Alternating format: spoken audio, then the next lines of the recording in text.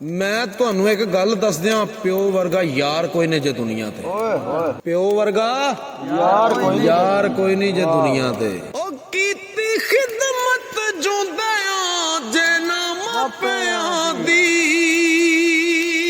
ਹਾਏ ਹਾਏ ਹਾਏ ਹਾਏ ਮੋਇਆ ਟੋਂਗ ਰਚਣ ਦਾ ਕੀ ਫਾਇਦਾ।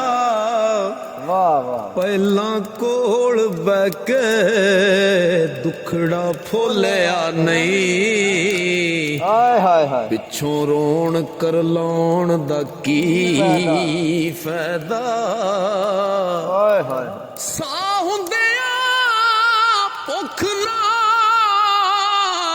ਪਿਆਸ ਪੁੱਛੀ, ਹਾਏ ਹਾਏ ਹਾਏ ਪਿੱਛੋਂ ਦੇਗਾ ਚੜਾਉਣ ਦਾ ਕੀ ਫਾਇਦਾ।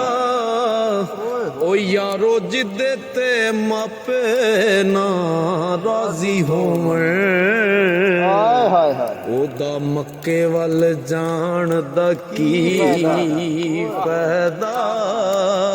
ਵਾਹ ਵਾਹ